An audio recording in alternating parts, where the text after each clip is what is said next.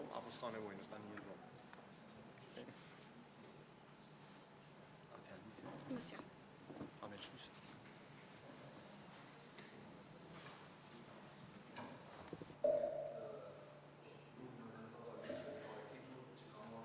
Fakulteti i Gjeoshkencave në kuadër të UMIB-it shfaqet me numrin më të vogël të regjistrimit të studentëve të rinj për periudhën 2014-15 dhe 18-19.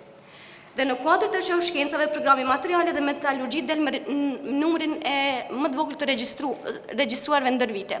Po ashtu vrehet një rënje drastike e numrit të regjistrimeve nga ana e studentëve gjatë kësaj periudhe. Na kemi dalë në përfundim se njëni prej organeve të relativisht të reja që i ka themelu Universiteti Mitrovicës, që është bordi këshillëdhënës i Universitetit, për Fakultetin e Gjeoshkencave nuk e ka ndonjë efektivitet. Gjithmonë në ndihmojnë volumtimet që kanë bëjmë realitetet dhe pa improvizime. Këto kanë nxjerrë një rezultat që është faktik, por që mund të përmirësohet shumë. Sepse Fakulteti i Gjeoshkencave tha që ka profesor ndër më të përgatiturit në nivel të Kosovës, dhe ky fakultet nuk është ndihmu shumë në kuptimin nga ministria.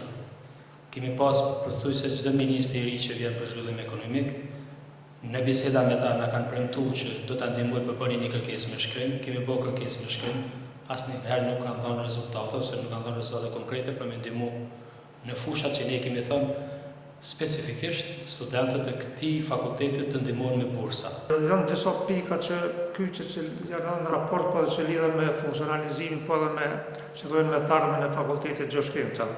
Ajo që pajtohemi gjithë është shumë e qartë dhe shumë e qartë. Janë programe unike që në tërë territorin e Kosovës. Pra, jemi të interesuar që të mbajmë shumë thellë. Pse? Sepse janë programe në cilat bazohet edhe sektori minerar që konsiderojmë nga shtyllat kryesore të zhvillimit ekonomik të Kosovës.